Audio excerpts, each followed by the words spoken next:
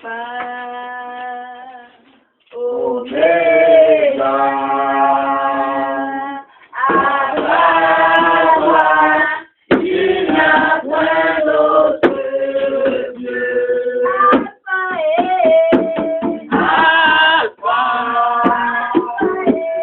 Omega, Alpha, il n'y a point d'autre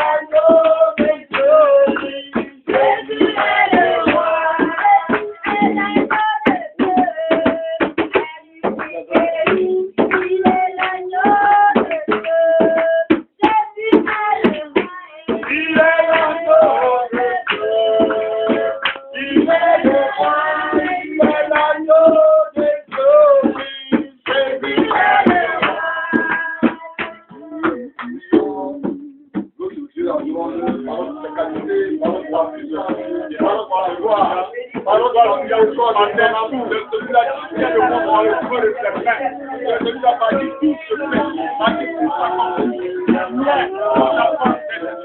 Que le rocher est là, le pouvoir faire ce matin, je vais lever la voix même fois, je vais lever un mot, il n'a pas d'autre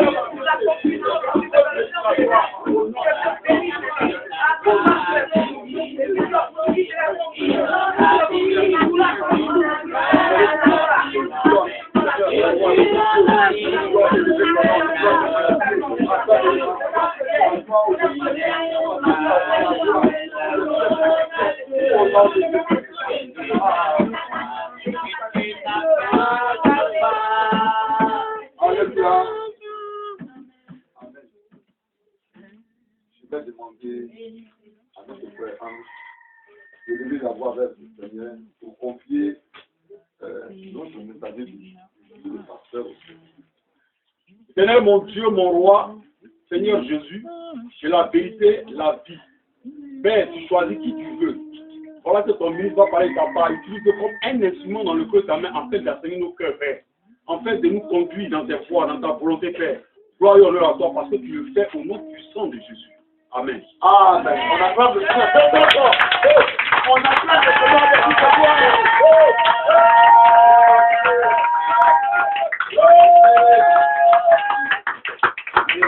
Amen. Que Dieu vous bénisse. Amen. Veuillez vous asseoir et vraiment que Dieu vous bénisse. Amen. Gloire à Jésus-Christ. Amen. Bien, ce matin, nous sommes aujourd'hui le dimanche 3 août. Alléluia. Amen. Et ce matin, nous devons partager le thème que nous avons abordé depuis dimanche passé. Amen. Amen. Amen. Donc, que la grâce de Dieu soit sur vous. Je vous avais dit que le dimanche passé, on avait entamé un peu un thème que nous devons poursuivre aujourd'hui. Alléluia. Amen. Le thème était intitulé « Moi et ma maison, nous servirons l'Éternel » selon le livre de Josué, chapitre 24, versets 14 à 15. Alléluia. Amen. Bien. Et pendant que nous avons parlé de ce thème, nous avons dit comme cela que tout autour de ce thème que nous allons traiter peut-être à 4 étapes ou 5 étapes selon Dieu, il faudrait que chaque personne prie Dieu et demande à Dieu de pouvoir lui révéler ou de pouvoir lui mettre à cœur ce qu'il doit faire dans ta maison. Parce qu'on ne vient pas dans la maison de Dieu comme les chrétiens qui viennent et puis vont à la maison sans toutefois servir Dieu. Il faut que tu saches pourquoi tu es chrétien. Alléluia. Amen. On n'est pas un chrétien pour venir chaque dimanche s'asseoir à l'église et repartir à la maison. Amen. On est chrétien pour participer à la vie de l'église. Pour participer à l'avancement du royaume de Dieu. Amen. Alléluia. Amen. C'est pour ça, bien aimé, vous savez, sur terre, il y a plusieurs dieux que les gens adorent. Tout ce que les êtres humains adorent est synonyme de Dieu. Vous comprenez bien. Il y en a qui adorent vraiment plusieurs dieux. Amen. Et aussi, de même que les gens adorent ces dieux, ils sont aussi au service de ces dieux. Alléluia. Amen. Quand tu adores quelque chose ou quelqu'un, tu te mets à son service. Amen. C'est ainsi qu'on peut trouver des gens au pays baoulé, par exemple, comme ça, qui adorent le comian, le goli, le kakatika. Chez nous, les hydras, c'est baillé que les gens adorent. Alléluia. Amen. On peut trouver aussi à l'ouest quelque part, c'est le masque que les gens adorent. Alléluia. Bon, chez les occidentaux, ou bien, oui, je crois bien, les occidentaux, ils adorent le Bouddha, d'autres adorent le Guru Maharaj. En clair, dans toutes ces choses, les maîtres, c'est le diable. Amen. Et ils sont à son service. Alléluia. Amen.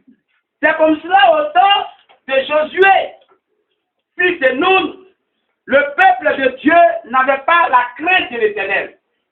Ils adoraient Dieu Et ils adoraient aussi d'autres dieux. Alléluia. Amen. Oui. Ils adoraient Dieu. Et ils adoraient aussi d'autres dieux. C'est pour cela Jésus a parlé ainsi. Amen. On ne peut pas adorer Dieu et adorer un autre Dieu. Amen. Amen. Si j'adore Dieu, c'est-à-dire que moi, en tant qu'être humain, qui adore l'éternel Dieu, qui a accepté Jésus-Christ, c'est lui qui est tout pour moi. Amen. C'est lui qui me bénit, c'est lui qui me protège, c'est lui qui verse ma vie, la vie de mes enfants, c'est lui qui me guérit quand je suis malade. Quand il y a un problème, je fléchis genoux, c'est à ce Dieu-là que je crie. Alléluia. Amen. Si je suis à danger, c'est à ce Dieu-là que je vais prier.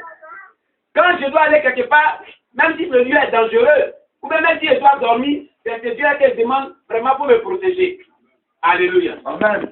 Je ne peux pas avoir autre chose qui va me protéger que Dieu. Amen. S'il y a quelque chose d'autre qui me protège, c'est que j'adore Dieu quelque part et j'adore autre chose quelque part. Je ne suis pas clair. Alléluia. Amen. C'est Dieu seul qui protège. On trouve souvent des personnes qui donnent protection. Oh, un pasteur qui disait Yamsoukou pour aller à Abidjan. Alléluia. Et pendant qu'il était en train de prendre le ticket, tout juste derrière lui, il y avait un monsieur et il y avait une dame. Alléluia. Amen. Alors, le monsieur dit, ah, c'est vraiment, attends, j'ai oublié. Là, j'ai fait un mauvais voyage. J'ai fait un très mauvais voyage. J'ai oublié ma ceinture de sécurité à la maison. Donc, attends, je vais aller chercher. Je vais aller chercher ma ceinture de sécurité. Alléluia. Amen. Alors, le pasteur, il dit, monsieur, excusez, pardonnez. N'allez pas loin. Le meilleur pour quelqu'un qui donne la vraie sécurité, c'est Jésus. La protection, là, c'est Jésus. C'est pas tes ceintures de sécurité qui est la protection. Alléluia. Amen. Bon. Supposons que tu t'en prends ta ceinture de sécurité que tu ne touches plus ça maintenant à la maison. Tu ne vas pas voyager. Moi, j'ai le meilleur protecteur. Il est plus que ceinture de sécurité. Il est dans mon cœur. Tu as vu? Lui, il est avec moi. Il est avec moi. Mais toi, tu peux oublier pour toi. Et tu l'as oublié même. C'est évident. Alléluia. Amen. Donc, quand il y a Jésus-Christ dans ta vie, il est ton protecteur. Il est tout pour toi. Alléluia. Amen. Tu ne peux pas avoir Jésus dans ta vie et puis avoir une protection quelque part. Tu vas te protéger. Jamais. C'est que ce n'est pas Dieu que tu adores. Il adore quelque chose d'autre. Tu n'es pas sur lui. Ta vie a double face. Alléluia. Amen. Alors, ce genre de chrétiens était aussi au temps de Josué. Il y avait des croyants comme cela qui avaient d'autres dieux qui servaient et puis servaient Dieu, l'éternel Dieu. Alléluia. Ils adoraient d'autres dieux et venaient aussi adorer l'éternel Dieu. Alléluia. Gloire à Jésus-Christ. C'est pour cela que nous allons ouvrir ce passage pour le lire. Quelqu'un nous prend la Bible et nous lit dans le livre de Josué, chapitre 4, verset 14 à 15. Amen. Amen. Josué, après le livre de Deutéronome, le livre de Josué. Josué, chapitre 24, le dernier chapitre de Josué, verset 14 à 15. Amen. Amen. Vas-y. Je lis la parole du Seigneur. Maintenant, craignez l'Éternel et servez-le avec intégrité et fidélité. Faites disparaître les dieux qu'ont servi vos pères de l'autre côté du fleuve et en Égypte et servez l'Éternel. Et si vous ne trouvez pas bon de servir l'Éternel, choisissez aujourd'hui qui vous voulez servir, ou les dieux que servaient vos pères au-delà du fleuve, ou les dieux des Amoréens dans le pays desquels vous habitez. Moi et ma maison, nous servirons l'Éternel. Alléluia. Gloire à Jésus-Christ. Maintenant, craignez l'Éternel et servez-le avec intégrité et fidélité. Maintenant, au temps où nous sommes arrivés maintenant, là, servez l'Éternel avec crainte, intégrité et fidélité. Regardez les mots qui sont employés dans ce texte. Père de Dieu, on te dit maintenant. Il ne m'a pas dit tu as servi Dieu les jours à venir, les mois à venir, les années à venir, les semaines à venir m'ont dit maintenant, il faut que tu serves Dieu. Toi qui m'écoutes ce matin, Dieu dit il est temps que tu le serves. Alléluia. Mais comment tu dois le servir? C'est là qu'il y a un problème. Alléluia. Comment les gens de notre ère servent-ils Dieu? Comment les humains de notre époque servent-ils Dieu? La manière de servir Dieu, c'est ce qui est important. Alléluia. Bien-aimé, la Bible dit ici que maintenant craignez l'Éternel. Il commence par la crainte de Dieu. Celui qui doit servir Dieu, la première des choses doit craindre Dieu. Si tu ne crains pas Dieu, tu ne peux pas le servir. Quand vous voyez dans l'église, il y a des gens qui viennent tous les dimanches, ils s'appellent, on finit de prier, et puis après la prière, ils s'en vont à la maison. Alléluia. Lundi, mardi, mercredi, jeudi, vendredi, samedi, dimanche. Ça va encore dimanche à l'église, ils s'asseyent. On dit louer, ils finissent de louer, ils finissent de louer, ils finissent de louer.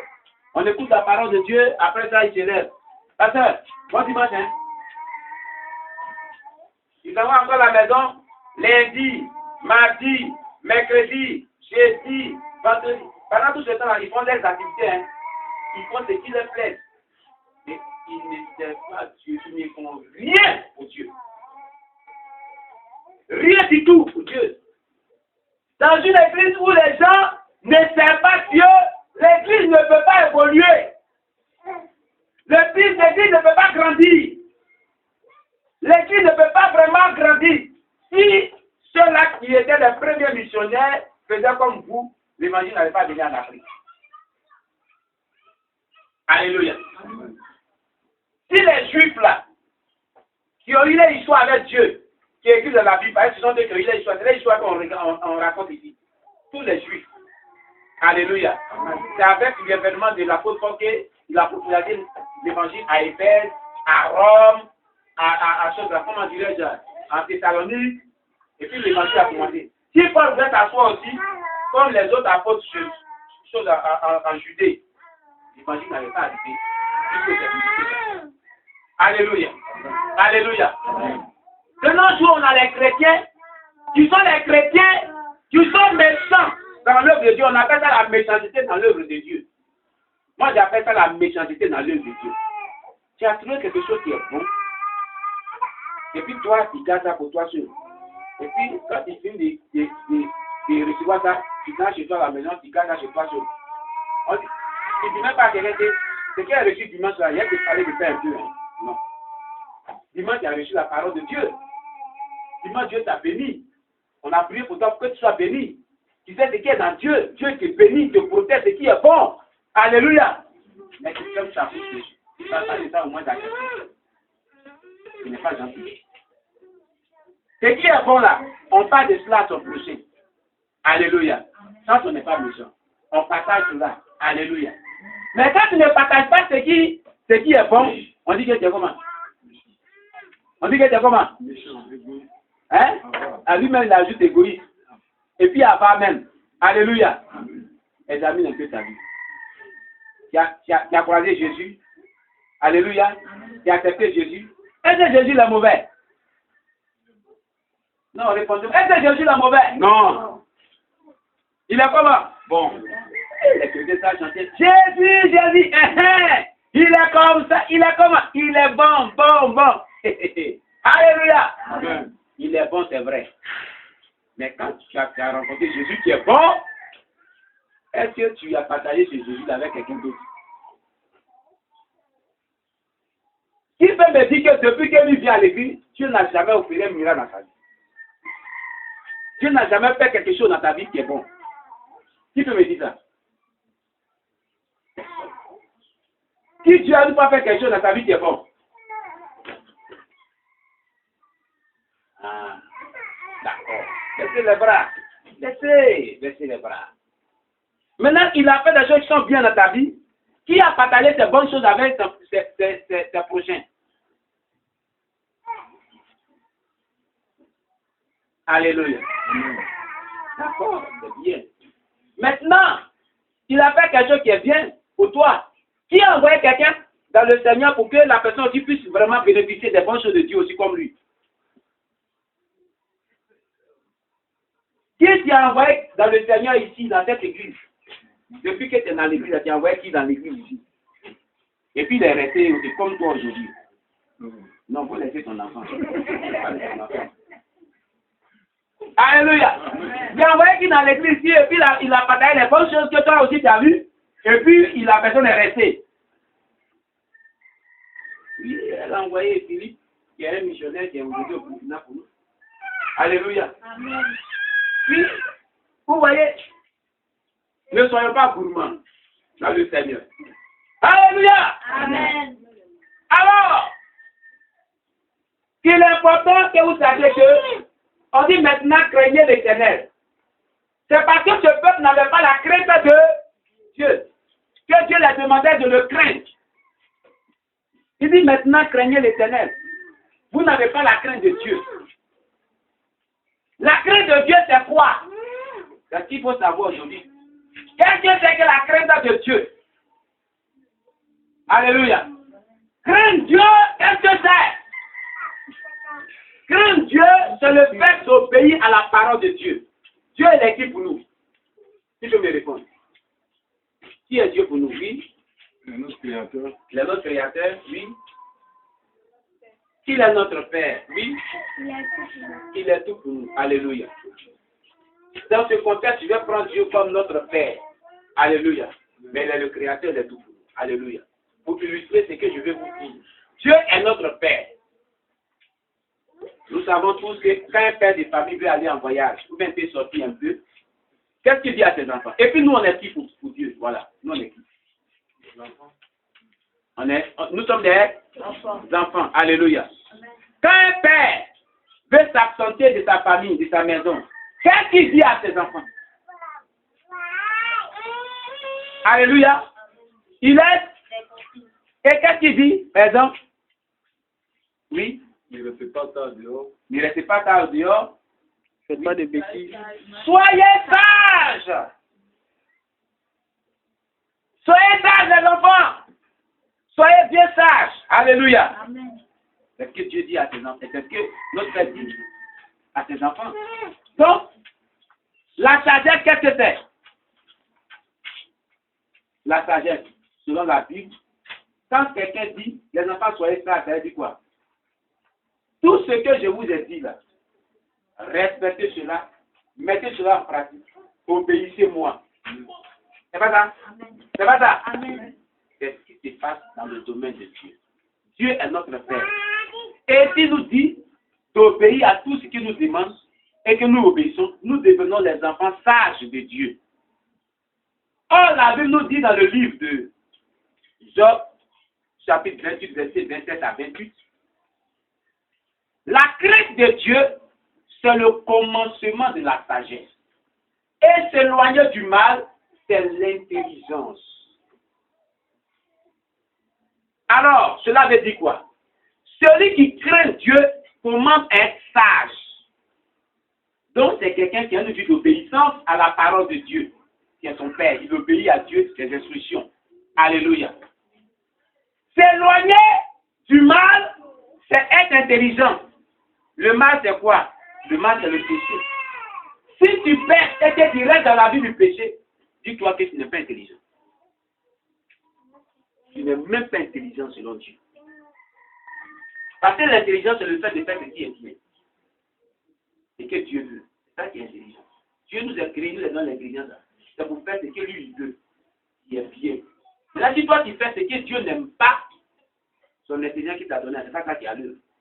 C'est autre chose qui a l'œuvre, disons. C'est autre chose qui a l'œuvre en toi, et c'est le diable, les démons qui agissent. Alléluia! Amen. Alléluia! Amen. C'est ce qu'il faut comprendre. Si chaque dimanche Dieu te parle, il faut changer. Il ne faut pas vivre dans le péché. Il ne faut pas faire ce qui est mauvais. Il ne faut pas faire ce qui est mauvais. Et tu te laisses dans faire. Tu n'es pas intelligent. L'intelligence que Dieu t'a créé avec, ce n'est pas ça qui est à l'œuvre. Hein. c'est l'intelligence du diable qui est à l'œuvre. Et l'intelligence du diable, c'est le mal. Et le salaire du mal, c'est la mort. Parce que la Bible dit le salaire du péché, c'est la mort. Alléluia. Amen. Voilà. Il dit craignez l'Éternel et servez-le avec intégrité et fidélité. Josué parlait ici à qui? Josué s'adressait ici à qui, oui? Au peuple d'Israël. Au peuple d'Israël. Josué ne s'adressait pas seulement aux sacrificateurs, parce qu'à l'époque, c'était les sacrificateurs, les Lévites qui servaient Dieu. Alléluia. C'est ça ceux qui étaient consacrés à servir Dieu. Mais Josué parlait de tous ceux-là qui faisaient partie du peuple juif à ce temps. Donc ce message s'adresse à toi, à moi. On a couramment vraiment entendu par-ci, par-là que ceux qui doivent servir Dieu, ce sont les pasteurs seulement. C'est les pasteurs qui servent Dieu seulement. Non. Détrompez-vous. Ce n'est pas seulement que les pasteurs qui sont habilités à servir Dieu. Tout le monde doit servir Dieu. Toi qui dois servir Dieu. Alléluia. Amen. Tu dois faire quelque chose dans la maison de Dieu. C'est ce qu'il a dit depuis dimanche passé, à partir d'aujourd'hui, à partir de dimanche passé, depuis dimanche passé, il faut prier Dieu, demande à Dieu, qu'est-ce que moi je dois faire dans ta maison, pour ton œuvre, qu'est-ce que je dois faire aussi.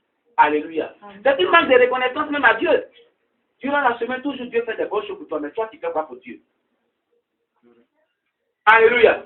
Toi aussi tu fais quoi pour Dieu? Toujours c'est Dieu qui te bénit. Toujours c'est Dieu qui te protège. Toujours quand tu cries, tu es dans les problèmes, c'est Dieu qui te secoue.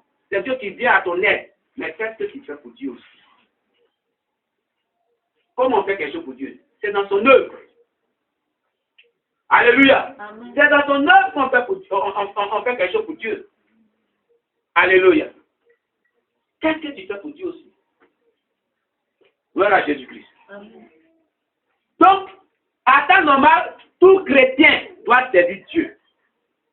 Ne soyez pas les chrétiens observateurs, assistants, spectateurs, qui viennent chaque dimanche, qui voient le spectacle. Ils assistent au culte, et puis ils repartent à la maison, et puis ils assistent. C'est pour cela qu'ils n'évoluent pas, ils ne grandissent pas, ils restent toujours les bébés chrétiens, des enfants chrétiens. Ce sont eux toujours qui, on demande, tu demandes qu'on prie toujours pour eux. Qu'on prie toujours pour eux. Quand moi j'étais converti à 98. À 99, Dieu m'a appelé. Depuis lors que Dieu m'a appelé, jusqu'à ce que je sois comme cela aujourd'hui. Hein? Dans les premiers mois, je vous dis, les premiers mois, un mois, 2 mois, ils ont prié. 3e mois, ils n'ont plus prié pour moi jusqu'au jour. C'est moi qui priais pour les gens. C'est moi qui faisais délivrant pour les gens. C'est moi. Au point même que quand les gens venaient, chez mon père, c'était pas, il vivait à la maison pastorale, on ne demandait plus aux parents spirituels, on dit, on est venu voir l'homme de Dieu d'Anon. Ça a créé un clash entre un de mes pères spirituels et moi. Au point que, voilà, maman est témoin de cela. Au point qu'un jour, il est venu, les gens sont venus, il y a une des prières pour eux, tout, où il est venu dire, attendez. Quand les gens sont sortis, il m'a appelé. Il dit, toi, tu es ici en formation, si les gens viennent ici, tu dois leur dire que les parents sont là, allés les voir. C'est nous qui devons dire qu'il faut prier pour quelqu'un. Il ne faut plus prier pour les gens comme ça. Et puis vous, quand vous venez ici, demandez après nous d'abord.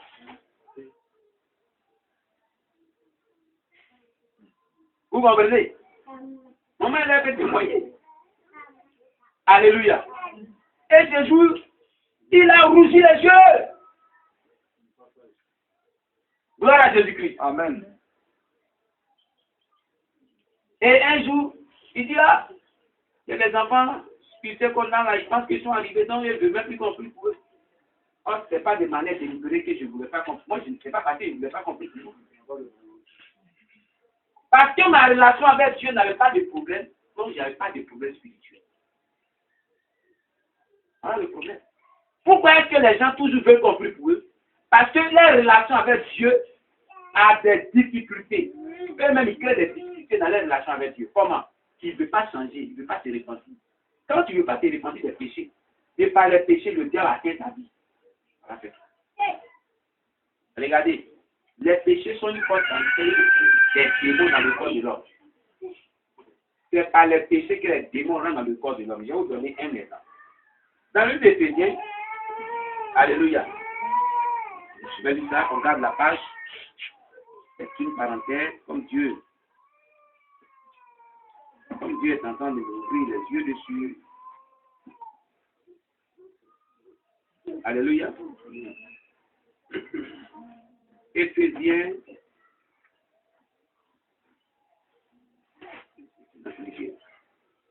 Amen.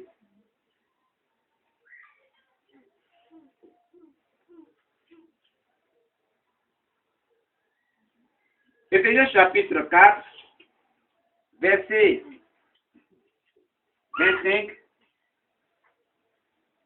au verset 26.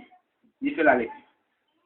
C'est pourquoi renoncez aux mensonges et que chacun de vous parle selon la vérité à son prochain, car nous sommes membres les uns des autres. Si vous vous mettez en colère, ne péchez point. Que le soleil ne se couche pas sur votre colère. Et ne donnez pas accès au diable.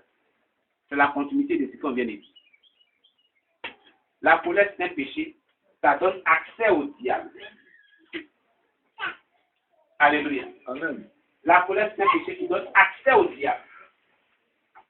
Quand on passe dans les sociétés où on met souvent des écriteaux, accès interdit à toute personne étrangère. C'est-à-dire qu'il n'a pas le droit à rentrer là. C'est pas ça? Hein? Ici, on dit, ne donnez pas accès au diable. C'est par la colère qui est péché. Amen. C'est pour vous dire que c'est par le péché que le diable rentre dans la vie de l'homme. Les démons rentrent dans la vie des hommes. Amen. Donc, tout enfant de Dieu qui a les difficultés spirituelles, c'est un enfant de Dieu qui n'a pas une bonne relation avec Dieu. Et le fait de ne pas avoir une bonne relation avec Dieu, ça veut dire que tu ne vis pas une bonne vie chrétienne, tu n'es pas encore répandu tes péchés. C'est ce que je l'avais dit. Si tu te répands de tes péchés, véritablement, tu n'auras pas de problème avec ta femme. Alléluia. Mais de par tes péchés, le diable est resté captif. Nous revenons à notre page. Jésus dit, servez Dieu. Comment? Avec intégrité et fidélité.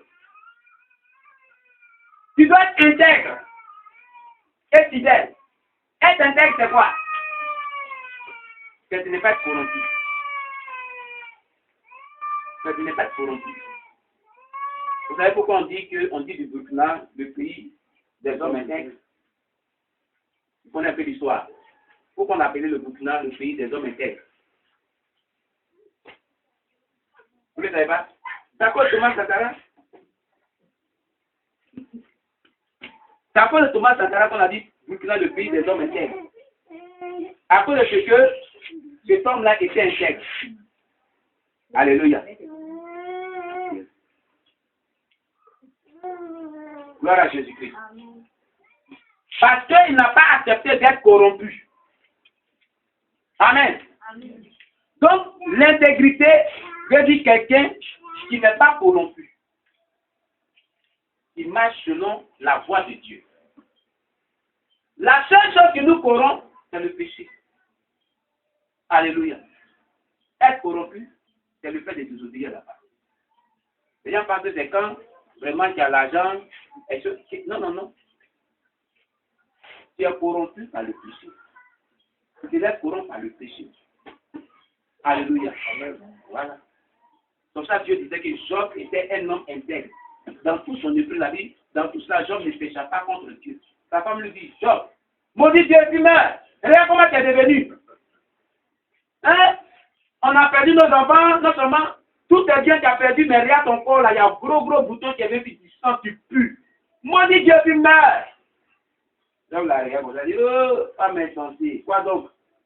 Nous devons recevoir de Dieu seulement que le bien et non pas le mal. C'est écrit dans la Bible. Hein? L'Éternel a donné. L'Éternel a reçu. À lui soit là. Et la Bible met dessus que dans toutes ces choses, Job ne fait pas point contre Dieu. Il ne parlera pas mauvaise chose contre Dieu. Alléluia. C'est pour cela la Bible dit, bénissez l'Éternel en toutes choses. Car tout ce concourt au bien de ceux qui aiment Dieu. On t'insulte, il faut dire merci Seigneur. Alléluia. ton mari te frappe, il t'insulte, tu dis, oh Seigneur, merci de ce que mon mari m'a frappé aujourd'hui. De ce qu'il m'a insulté aujourd'hui. Ton mari est méchant contre toi, tu dis, Dieu merci pour que, de ce que tu m'as donné un mari qui est méchant. On dira que tu es un beau Dieu, tu donnes les gens comme un mari qui est méchant. Dieu va changer. Tu vas le changer. Allez, c'est pas un bon nom, tu vas changer. Dieu va le changer. Alléluia. Amen. Et président qui rit. Oui, c'est pas facile. Hein. J'ai fait quelque chose, si je ne sais pas, je vais te dire. Merci, c'est pas facile. Alléluia. Maranatha. Jésus revient. La crème de Seigneur.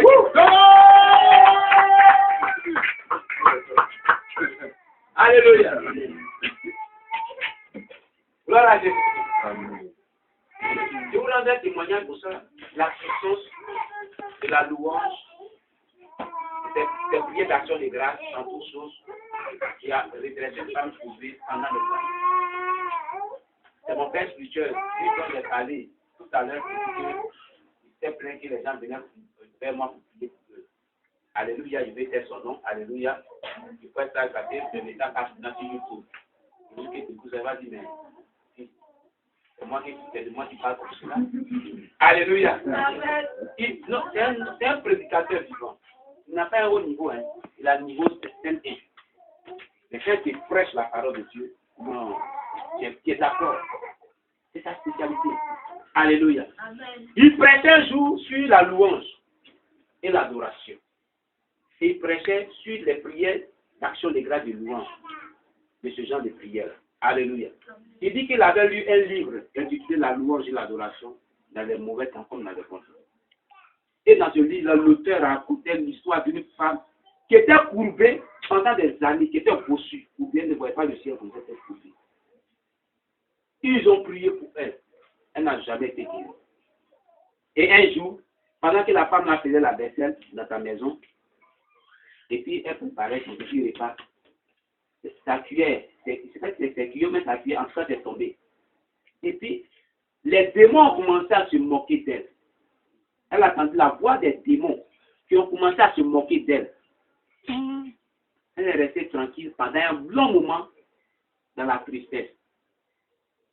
Et puis, au moment où elle voulait ramasser ses cuillères-là, il y a une voix qui a retenti pour lui dire, est-ce que tu m'as pas dit merci de ce que j'ai permis que tu sois poursuivi?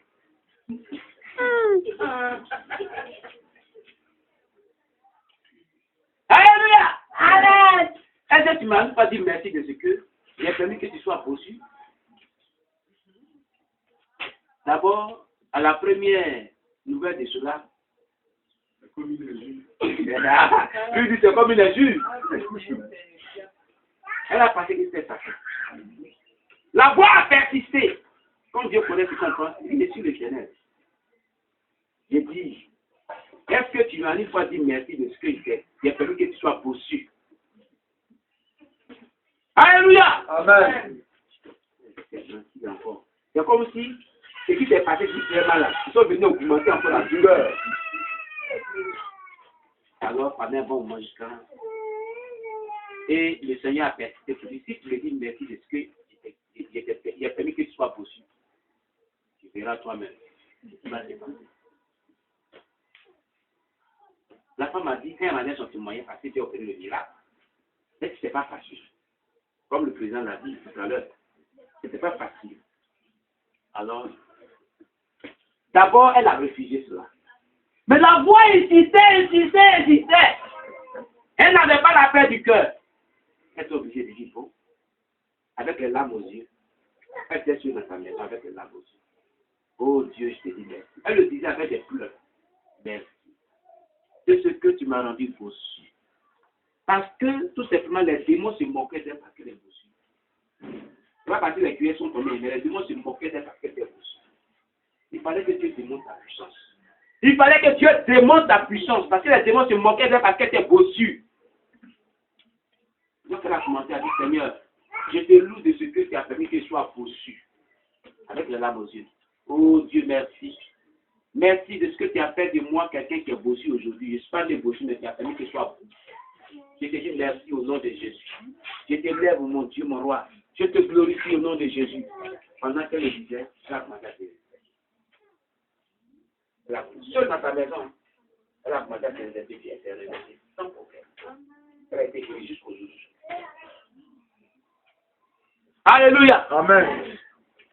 Vous voyez? Dieu l'a guéri. Dieu l'a guéri. Amen. La fidélité là, elle doit être prompte. Pas seulement dans les temps de joie, mais dans les temps de douleur. On doit obéir. La fidélité veut dire obéissance à la parole de Dieu. On doit obéir à Dieu en toutes circonstances, dans n'importe quelle période. Dans les moments douloureux, dans les moments de malheur, dans les moments de preuve, tu dois obéir à Dieu. Mais c'est difficile d'obéir à Dieu. Alléluia. J'en profite pour parler aux gens qui veulent te marier.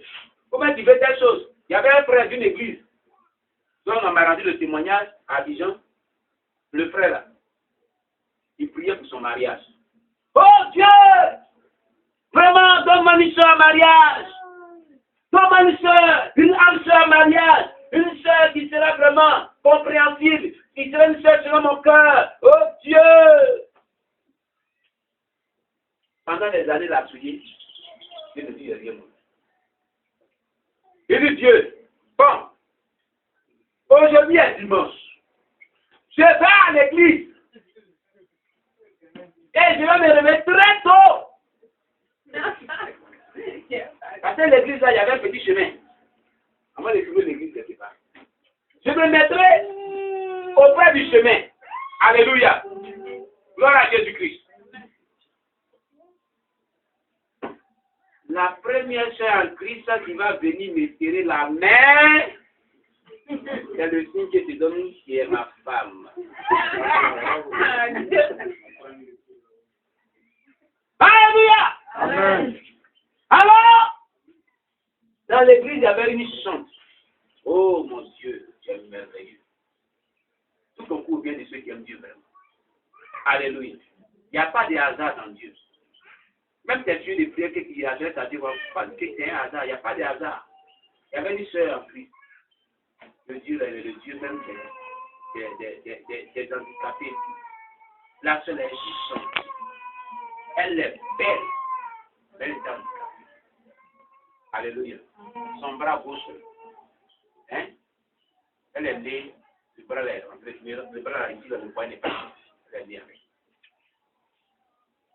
Elle est née comme cela. Voilà son handicap. Mais quand elle chante, le Seigneur se glorifie. Elle chante très bien. Elle a une belle voix. Donc ce jour-là, les gens commençaient à venir à l'église, sur le chemin. Ah le frère, mais tu fais quoi là-bas? Bonjour, ah, bonjour la soeur, bonjour le frère. Les gens passent seulement. Les gens passent seulement. Frère, mais il est là, hein?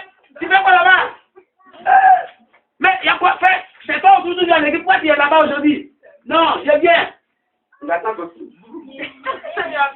Il attend son tour. Et voici la soeur qui vient. Frère, mais ça va? M'on dit quoi? Oh, attends qu'il te fait la main. Il dit, oh Dieu, je ne veux pas elle. Je ne veux pas elle. Je ne veux pas qu'elle me tienne la main. Dieu, pardon. Ah, le frère de ta parole. Alléluia. Ton signe que tu voulais, c'est ça. On acclame le Seigneur Jésus-Christ. Alléluia. Amen. Et voici. Maintenant. Le frère dans l'église, il est l'heure. D'accord.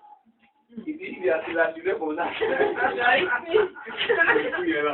Le signe est là, il était devenu lourd. Il est pas content.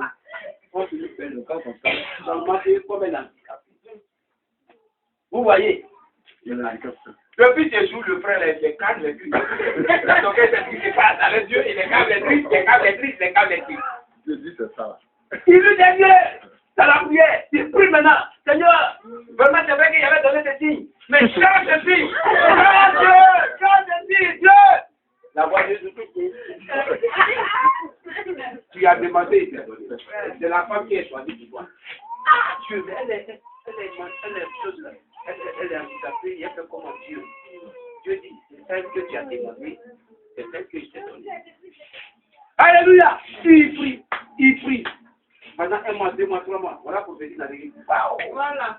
Ainsi parle l'Éternel. Ainsi parle l'Éternel. Toi qui as demandé un signe pour le mariage. Il y a un frère ici qui a demandé un signe pour le mariage. Et Dieu l'a écouté. Mais il ne veut plus le signe. Il ne veut plus le signe.